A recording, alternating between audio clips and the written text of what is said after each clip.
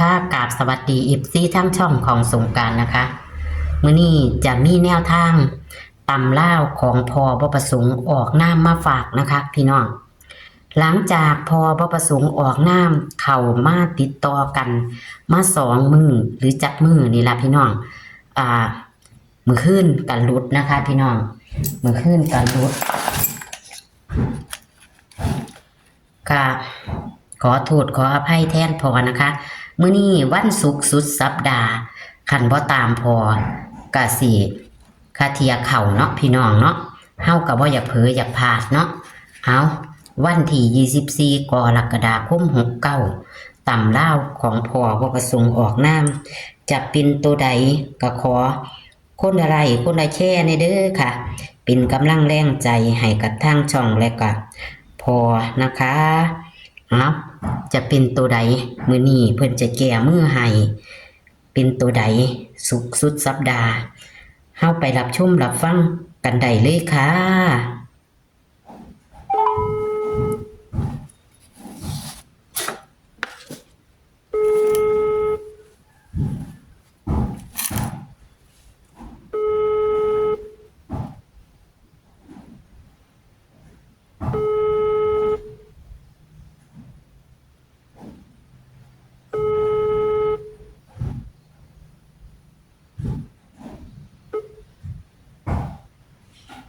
ฮัลโหลค่ะฮัลโหลพ่อมาแก้มือใหม่เฮามื้อนี้วันศุกร์สุดสัปดาห์มื้อคืนเด็กแต่จังมันออกน้ำก้นวันนี้แม่เนาะแม่นค่ะเด็กกันมันออกน้ำก้นดีไรก็สิเอาแม่มโตเก่าหรือว่าสักเดมันออกน้ำก้นดีเข้าเว้ยเป็นตาหนายเนาะพ่อมาย้อนหลังย้อนบ่โดนซ้ำว่าติหลังย้อนบ่โดนกันเนาะแต่เบิ่งไปหลังงวดไห้มื้อวานนี่มันสิมาออกมื้อนี้ให้เป็นก่อนตัดหลังวันนี้ให้ระวังแม่นบ่พ่อให้ระวังเนาะอย่าสะเผลอมาย้อนหลังมาออกก็ย้อนหลังวันนี้แม่เอามื้อนี้ค่ะเอาไปบ่มาสิย้อนหลังบ่มื้อค่ะนี่เดี๋ยวตารางมี6มี9มี0 6 9 0 3 4 7 3 4 7 8วิ่งใน6 กับ 9 6 กับ 9เน้นตัวใดพ่อเน้น9ค่ะจับคู่นี่6 3 6 4 6 3 6 4 6 9 6 9นี่9 3 9 4 9 3 9 4 9 7 9 8 9 7 9 8นี่ก็3 4 3 7 3 4 3 7อันนี้ก็0 3 0 8 0 9 0 3 0 8 0 0 9ครับค่ะตัวเน้นพ่อเน้น9 3 9 4 9 7 9 8นั่นละ9 7 9 8 3 4 3 7นั่นละ3 4 3 7นี่หมอขางนั่นละค่ะมีตัวกันเบิ้ลบ่พ่อมื้อนี้เมื่อนี้คือสิบ่บ่นดอกใหญ่บ่เบิ้ลแม่นบ่เลขดับพ่อดิดูมันสิมาซะมันบ่มาหลายมื้อแล้วดิพ่อคันเบิ้ลก็นี่เด้อ6 9 9นี่แหละค่ะเอาไว้โลดเลขดับบนรางเด้อ8 7 7 8เด้อ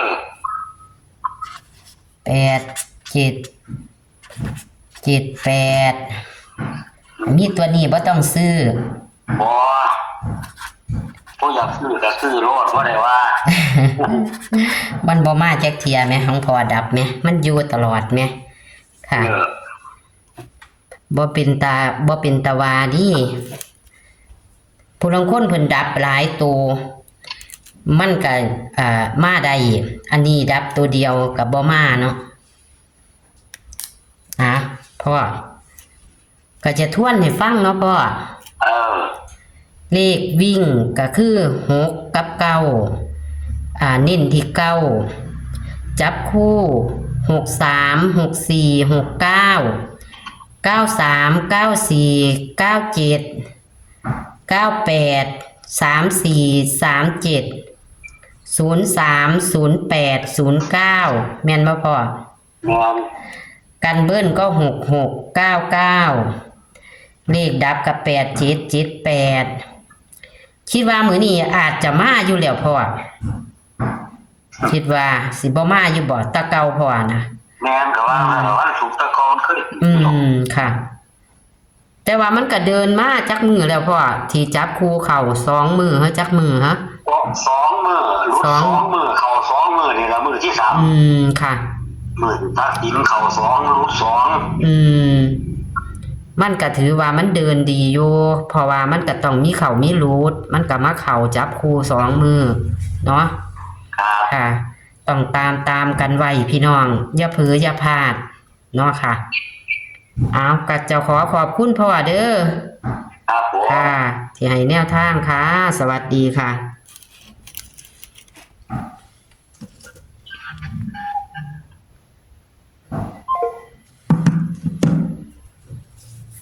ค่ะ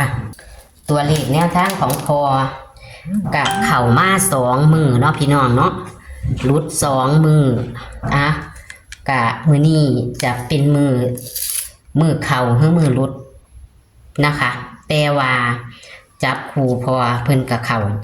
ดีอยู่นะคะถึงจะผ่านกับผ่านบ่หลายมือนี้กะฝากไว้อีกคาเทียเพิ่นมาเนาะพี่น้องสุดสัปดาห์ตะเก่ากับบ่ผ่านอย่าเผลอเด้อค่ะอย่าเผลอขันห้าเผลอกับออกหลุดดิของพอตะเกากันเฮาตามกันอยู่บ่เศร้าเฮาก็สิได้รู้เนาะค่ะว่ามันเข้าจากมือออกจากมือ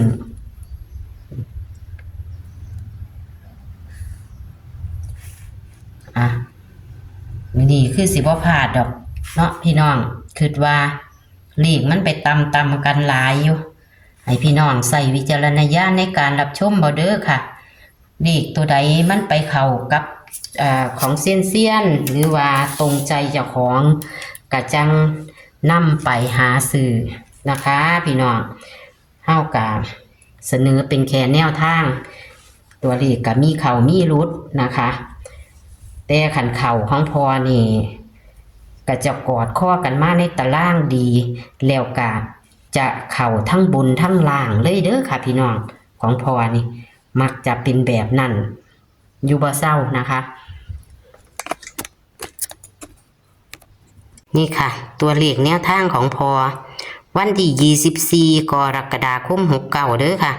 เลขในตารางก็อย่าเผลออย่าพลาดกอดข้อกันมาดีเลขวิ่งบางเทียก็กอดข้อกันมาค่ะพี่น้อง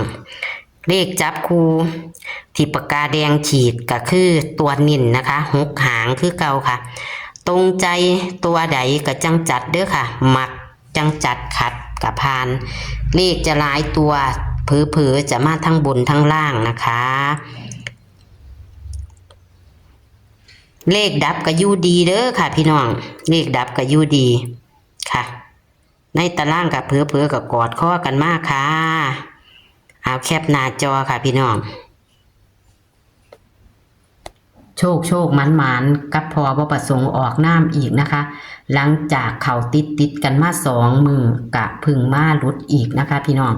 เอาโชคมันค่ะพี่น้องอย่าถิ่มอย่าป่านะคะฝากกดไลค์กดแชร์ให้กับพอและเป็นกำลังแรงใจให้กับพอนะคะ ขึ้นเบอร์โทรพอเป็นประจำเด้อค่ะผู้ใดอยากเป็นกำลังแรงใจให้พอกะถักพอไปได้นะคะคลิปนี้กะโชคมันในวันที่24กรกฎาคม69วันศุกร์สุดสัปดาห์ค่ะสวัสดีค่ะโชคมันค่ะ